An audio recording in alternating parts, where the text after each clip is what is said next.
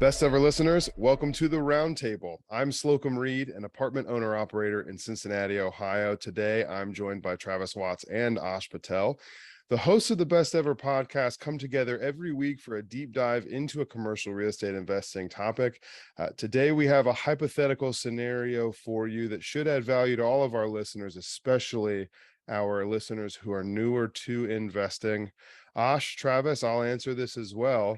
If you had to start over today with no money, no assets, and no network, but still having all of your current experience in real estate investing, how would you start over engaging in real estate investing today? Let's start with Travis. Cool, man. Hey, everybody. Thanks for being here.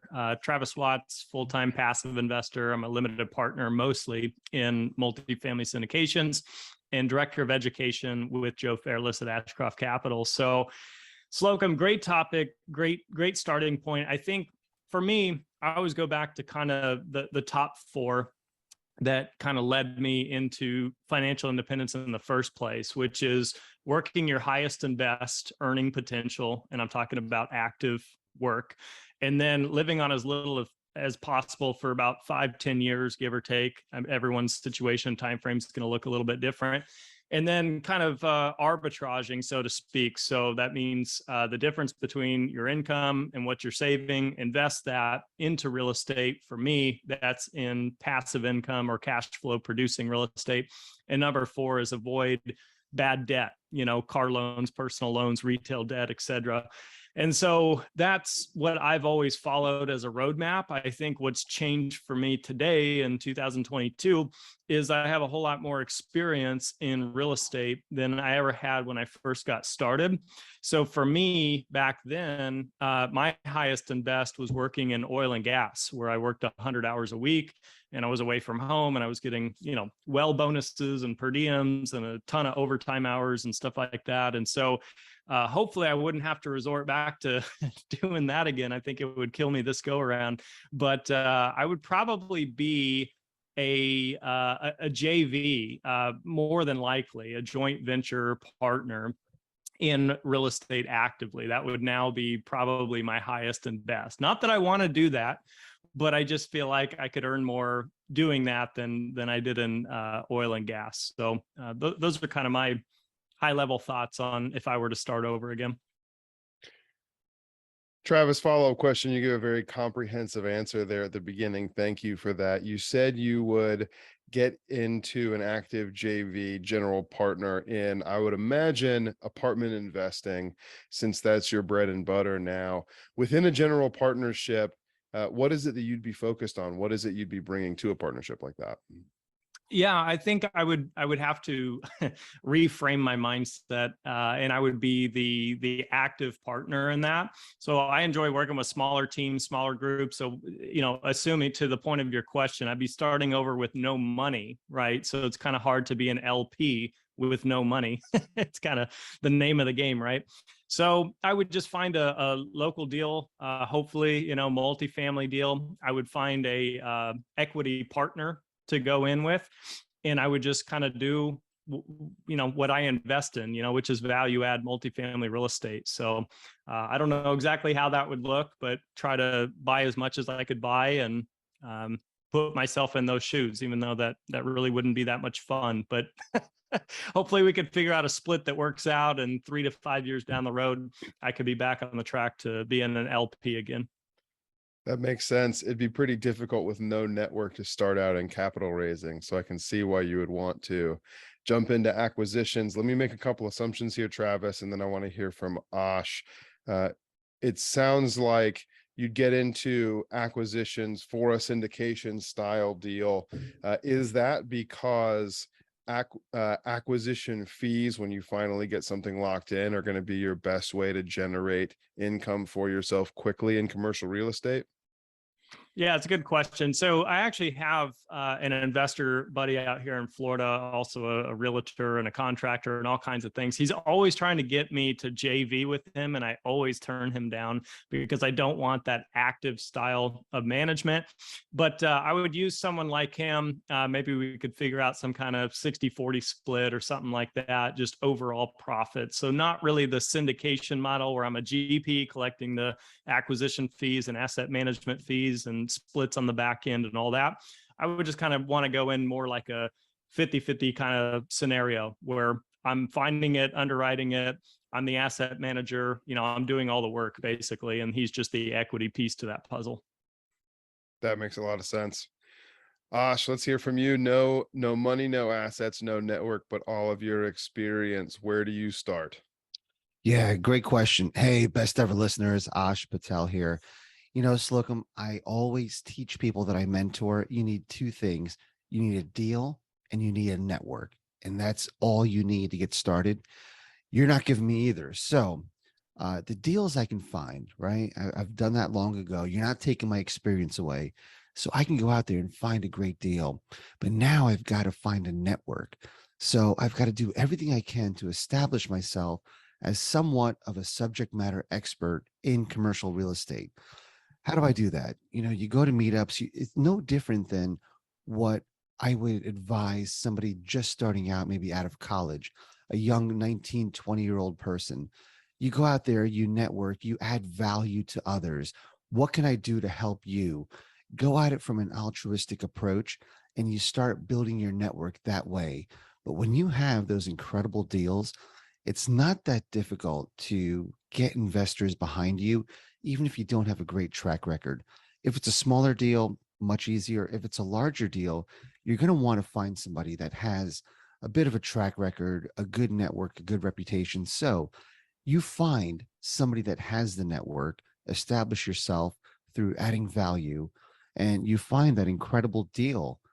And essentially, deal plus network is always winning. Ash, that's a great answer. And thank you for shouting out to newer, younger investors getting into the game. I think that's who we add the most value to with this conversation. I'm going to add one You more thing, need, Slocum. go for Sorry. it. I saw on a commercial real estate Facebook forum, one that has a couple 100,000 people on there. I saw a post where somebody wrote, "Hey, does anyone else think it's BS that people always say if you have the deal, the money will come?" And hundreds of people chimed in and said, "Yeah, only people with money say that. Only successful people say that. Or I've tried it. I've had great deals and no one's given me money." And ladies and gentlemen, the reason is you don't have a big enough network. And that's all it is. If you have that network, you will definitely have money if you have a great deal. So it's truly that simple. The flip side of that, Ash, I've done some JV deals where when I've discussed them after the fact with other friends, they've asked me why I didn't bring it to them. When I've in my experience, and I'm not the guy who has all of the money. In my experience, when I have found a deal, yes, there are people there. That is, of course, because of the networking that I've done. Ash, you need a deal, you need a network. That's all it takes to start doing to get into commercial real estate investing. Uh, that's great to that's great advice and a great launching pad. Starting from nothing, Ash, where does your time go? Is it 50-50 between looking for deals and looking for partners, or is it more heavily on deals, more heavily on partners right now? That's a great question, Slocum. Joe Fairless was a believer in having the deal first and then raising capital. And a lot of people have differing opinions on that. I don't think either are right or wrong, but I would follow in his footsteps. I would find that killer deal. And so 80% of my time would be finding that killer deal. 20% of my time would be adding value to somebody else. Once I have that deal, you flip it around. 80% of your time goes towards raising capital. 20% goes towards due diligence, crossing your T's and dotting your I's on that deal. That makes a lot of sense. focus on finding the deal first, and then lean more heavily towards finding the people who help you put that deal together. Absolutely. Personally, given my experience thinking that I need to generate an active income as quickly as possible, given my experience, likely return to residential real estate sales. It'll take me 90 days to get to my first commissions, but I should be able to get to those commissions fairly quickly. Again, having no network, I end up leaning heavily on networking, diving into things like the Bigger Pockets forums, local communities. If I were a member of a church or another organization, I would lean heavily into that.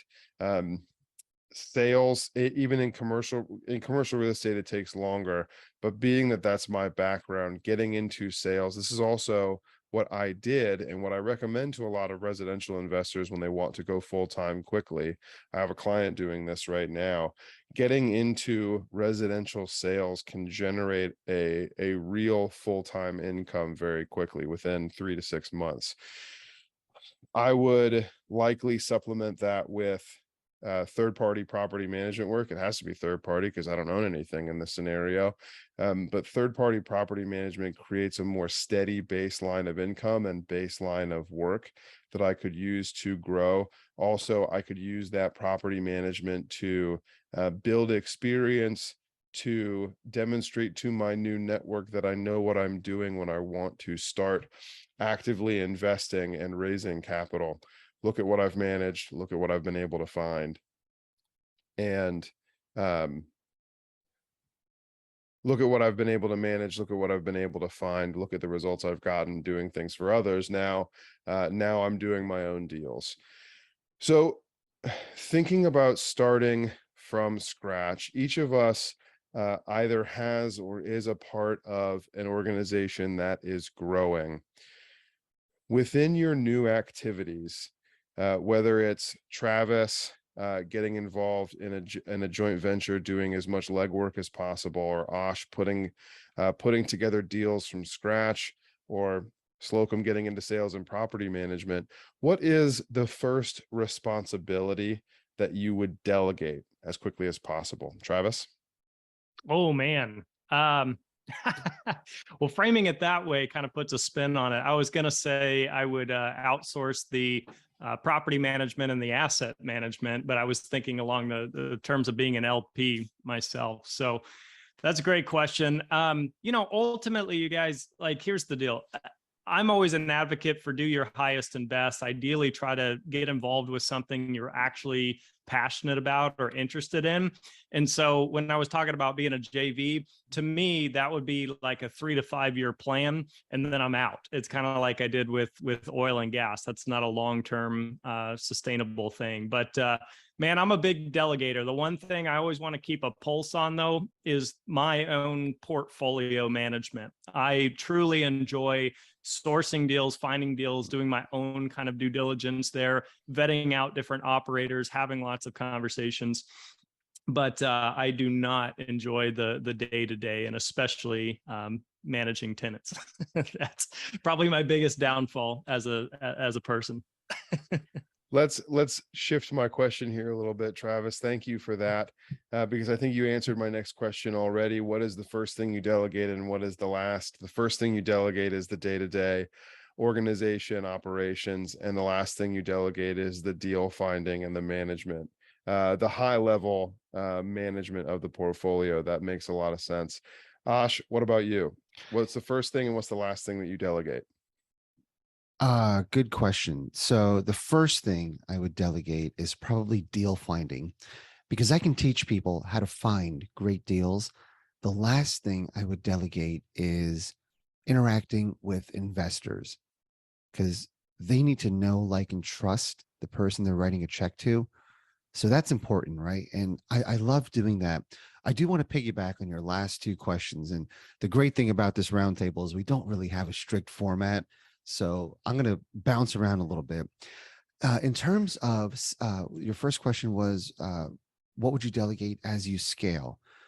I would, for everybody, I would have 2 triangles with, dark green up top and red at the bottom.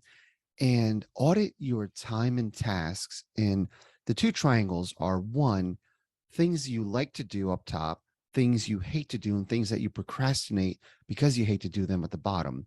And the second triangle is money, things that make you a lot of money and things that don't make you any money.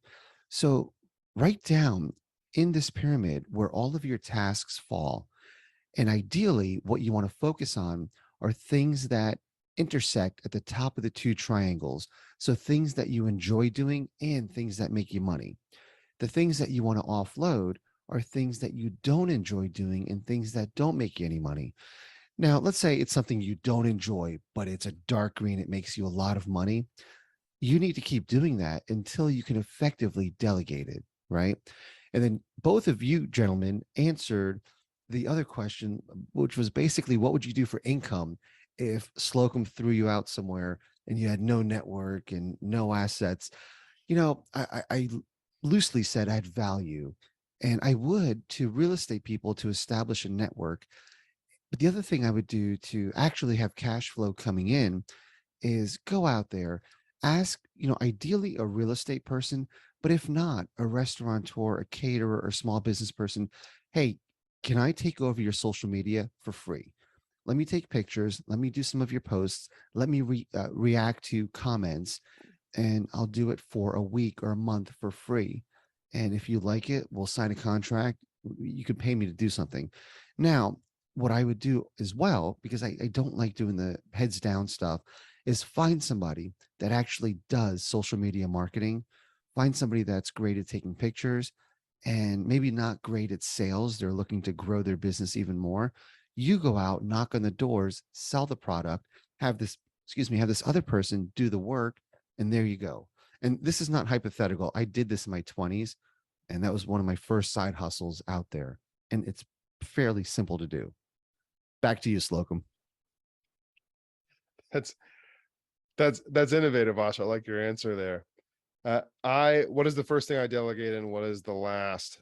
When it comes to the definition of an entrepreneur, I'm much more of a creator than a manager. I've realized this about myself for several years now. And as I have built businesses on my own, I've realized, and I imagine a lot of our best ever listeners, especially those who are actively investing in real estate, I imagine a lot of you resonate with this. As I've built businesses on my own, sales businesses and otherwise, I've realized I'm really good at going out and getting business, advising a client, getting a property under contract. But I start to lose my specialty when it comes to the back end administration, the paperwork involved. When I was a real estate agent, an independent real estate agent, I realized that the first thing I needed to delegate was everything that happened after the contract was signed, with the exception of due diligence, because I had expertise there and there was a potential that there would be some negotiating. But getting all the ducks in a row, all the paperwork, title company, lender, appraiser, etc. That's how I build my businesses now. As my organizations grows, it's growing because I'm creating a new thing for it to do, and I need someone else to come in on the back end and help. So the first thing that I delegate is administrative. I joke often that within my organization, it's never my responsibility to remember anything. That's partially serious. Whenever there's something I will need to remember, I immediately message it to my assistant so that she can bring it up in a future meeting. And we have a daily meeting, me with some of my assistants, specific to the questions they've needed to ask that I haven't had a chance to answer, or to things that I've asked them to bring up because I'm not going to remember. Last thing I delegate is the creative component. And when I say creative, I don't necessarily mean creating the social media content, like Ash was saying, but going out and getting new business, analyzing new deals, getting new clients, doing that upfront analysis and underwriting. That's the last thing that I give away, partly because that's where my zone of strength is, but also to Ash's triangle analogy. That's definitely going to be the upper green area when it comes to income as well, especially because administrative tasks are much more hireable than creative tasks. Awesome. Last question here for this roundtable episode. This hypothetical scenario for each of us is, out of the three things I just took away from each of us, our money, our assets, and our network, which, if you could have one back for this hypothetical, which one would it be? Ash, I have a feeling I know where you're going, so why don't you go first? Yeah, Slocum, obviously the hardest to acquire out of those three, money, assets, or network, is network. It takes the longest time to build trust with people. So that's the one thing I'm going to take. The money's easy, the assets are easy. The network is a difficult thing. And once you have a powerful network, if you treat them right, communicate often, um, it's done, man. That's all you need. Your network is everything. You've heard all those cliche sayings, your network is your net worth. It's so true. And one of the things that best ever listeners, I'd like you to try doing is send out a newsletter to everybody. I'm talking about people you haven't talked to in 20 years, old colleagues at jobs you had 4 jobs ago, and just kind of update people on what is going on in your life. I would do a combination of professional and personal. I did this a while back, and it's amazing. I had several hundred people on this list.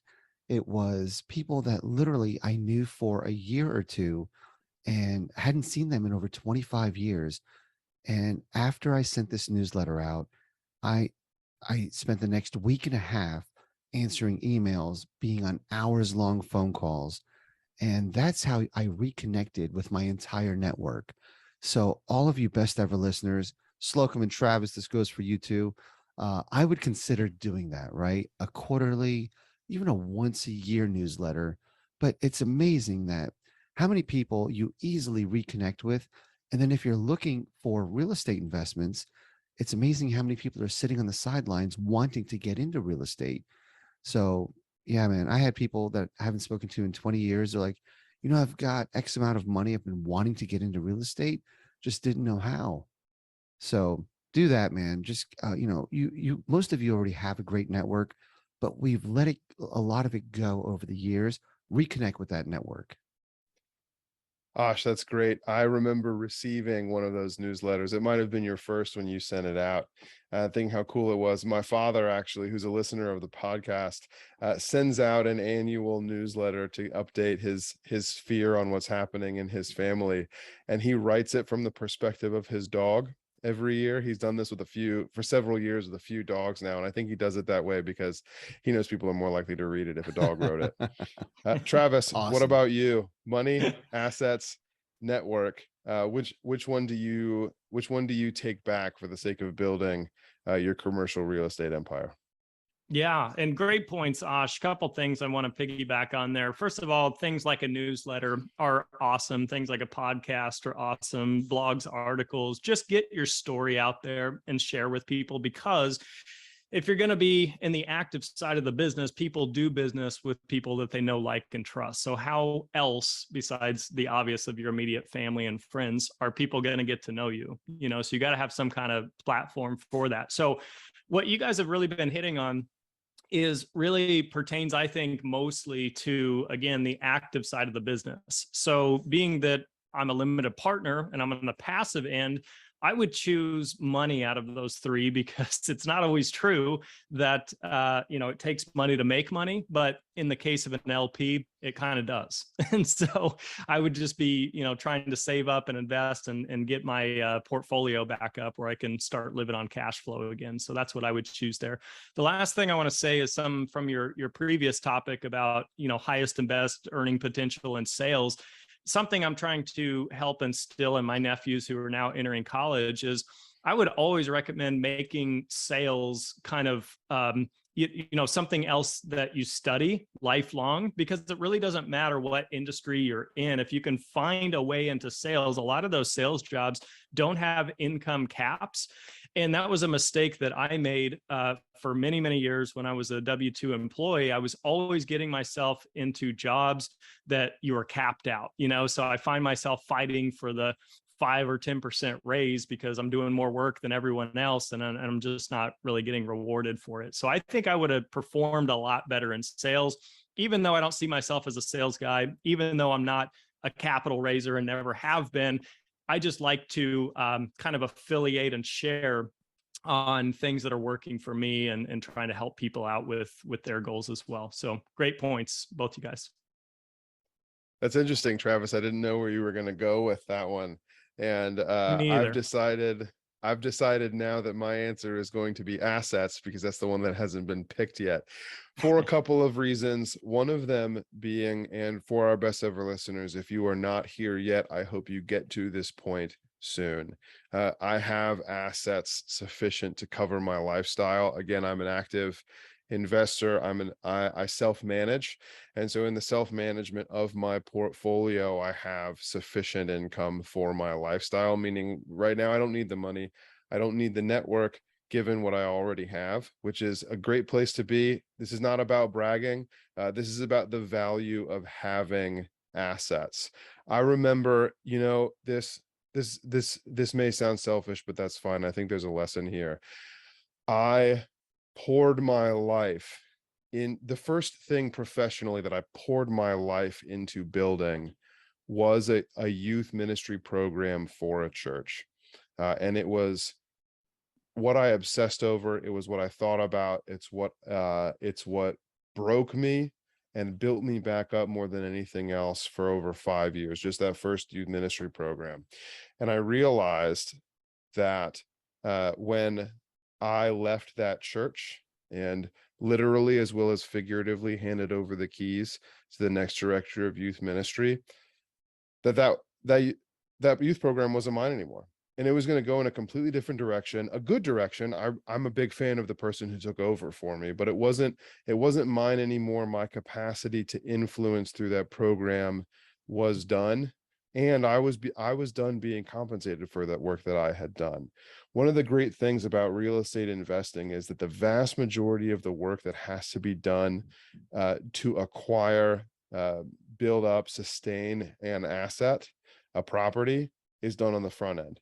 And when you get all of that work done, when you have it acquired, when you have it updated, upgraded, stabilized, you are putting yourself in a position where you can reap rewards for the long term. So I say assets because, having had the opportunity to build assets for the last several years, I'm at a place now where a lot of that hard work is done already, and I could sustain just with what I have moving forward. So there you have it. You have Osh's network, you have Travis's money, and you have Slocomb's assets.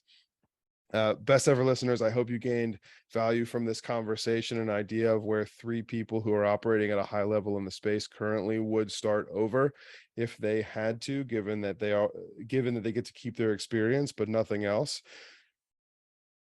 Assuming we have add value here, please do subscribe to the show, leave us a 5-star review, and share this with a friend that you know that we can add value to through the conversation that we've had in this episode. Thank you, and have a best ever day.